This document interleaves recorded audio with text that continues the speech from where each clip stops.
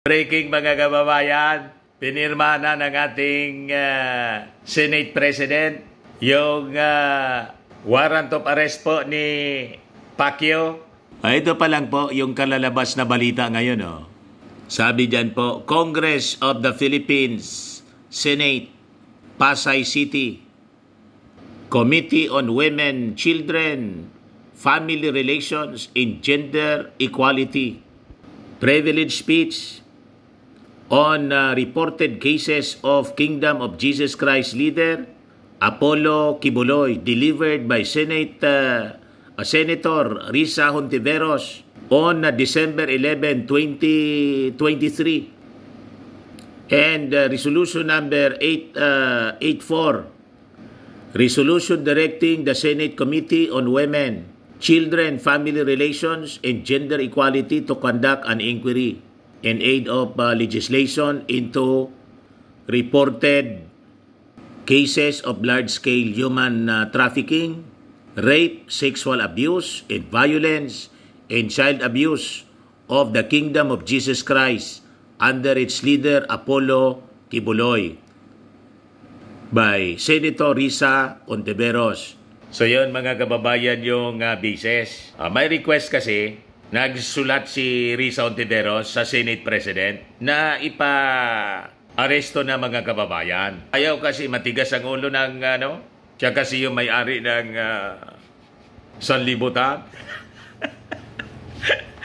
Kaya wala pong nire-respetong authority, wanted ng FBI, hindi po papayag yung Senado. And it's nice na after review, pinirma na po, inapprove na po ng Senate President ni Mig Zubiri yung request ni Risa na ipa-aresto na po si Kibuloy. Yung balita po sa PTV, pinirmahan na ni Senate President Juan Miguel Zubiri ang arrest order laban kay Pastor Apollo Kibuloy. Kasunod ito ng hindi pagdalo ni Kibuloy sa pagdinig ng Senate Committee on Women. Ayan po mga kababayan yung order. For unduly refusing to appear despite due notices at the hearings of the Committee on Women, Children, Family Relations, and Gender Equality on January 23, February 9, March 5, and for merely sending his counsel to appear for him without justifiable reason, and thereby delaying, impeding, and obstructing the inquiry into the reported violation of human trafficking, rape, sexual abuse, and violence, and child abuse. Therefore, upon motion of the undersigned chairperson and seconded by Senator Aquilino Coco Pimentel III, the committee during the March 5, 2024 hearing hereby cites Pastor Kibuloy, Apollo C. Kibuloy, in contempt of the Committee of the Senate and ordered arrested and detained at the office of the Sergeant at Arms until such time that he will appear and testify in the committee or otherwise purges himself of that contempt. The Sergeant at Arms is hereby directed to carry out and implement this order and makes a return thereof within 24 hours from its enforcement. So ordered, issued this 19th day of March 2024 at the city of Pasay. Firmado, Risa Hontiveros, Chairperson, Committee on Women and Children and Family Relations and Gender Equality. Approved. Juan Miguel Migs F. Zubiri, Senate President. So, hantingan na niyo, Mr. Maravillas. Run Pacquiao na po, hindi na run Sararan. Ayaw kasi makinig sa advice ng ating Pangulong Bongbong Marcos, mga kababayan. Yan ang mahirap. Ang paniwala ay sobra-sobra na siya ang may-ari ng sanlibutan. At sabi ni Pacquiao, mga kababayan, sa kumakalat na video, kaya ko anya, Kung yung ating Pangulong Bongbong Marcos may aspiration po na 20 pesos, per kilo ng bigas. Siya daw po, gawin niyang 5 pesos.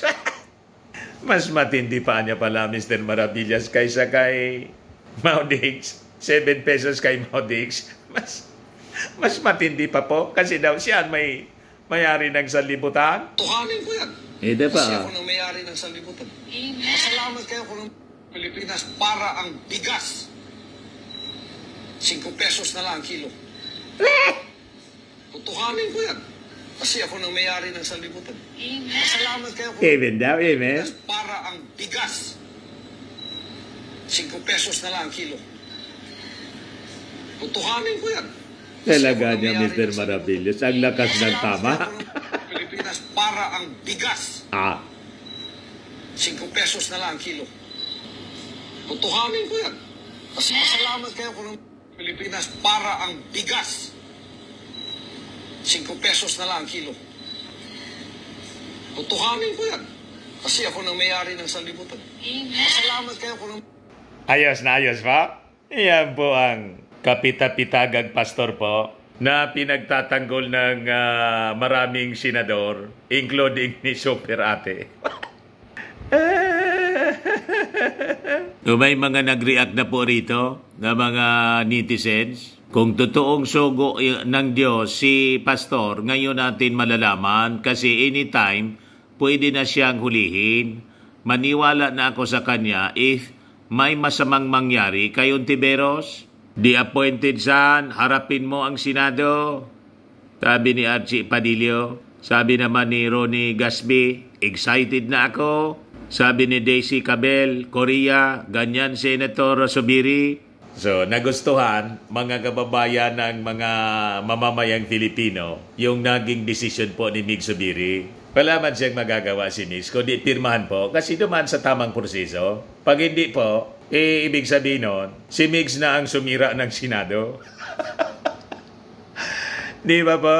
Sino pang re-respeto ng Senado, mga kababayan?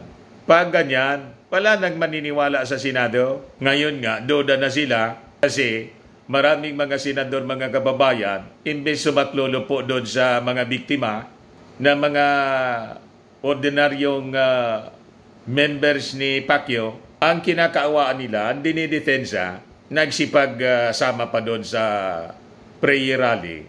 Si Pacquiao, andon si Bongo, si Bato, si Robin Padilla, pati si Inday nandun. Lalo na siyempre si Digong. Magpapakawala sana mga kababayan siguro yun si Digong ng mga malulutong na mura.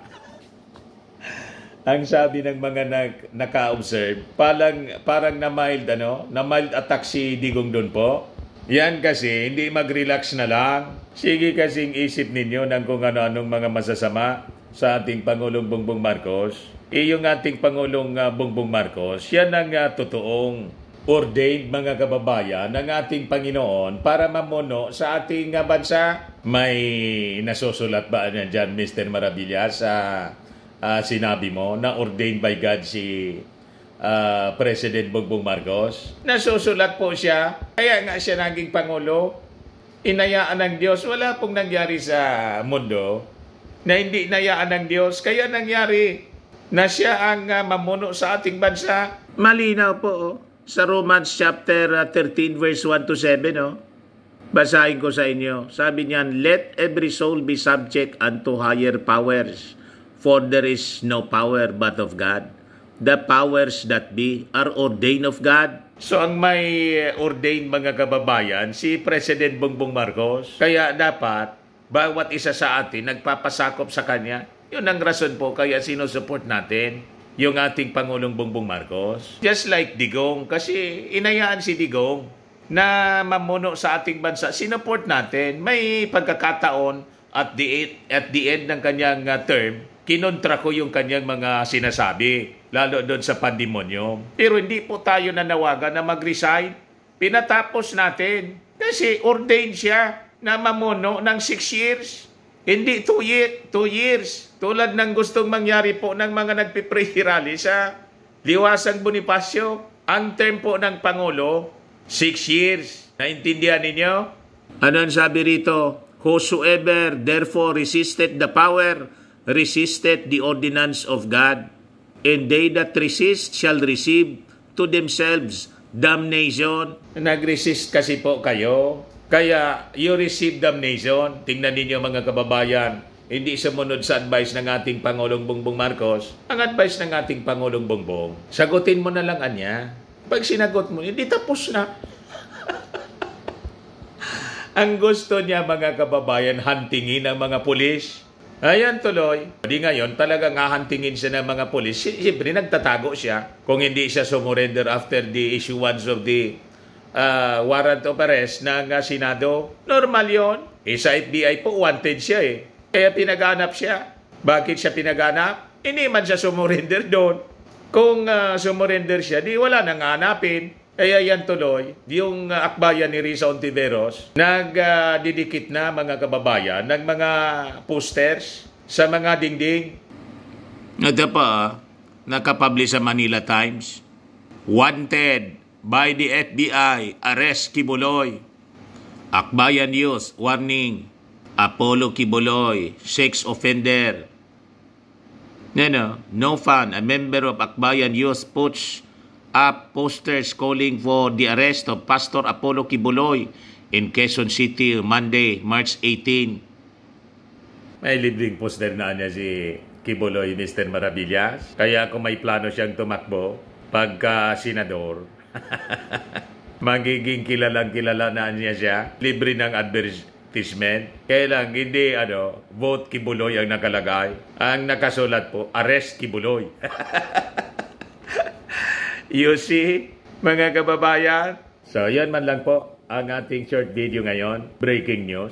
Ako po si Dante Maravillas. Bye-bye. God bless.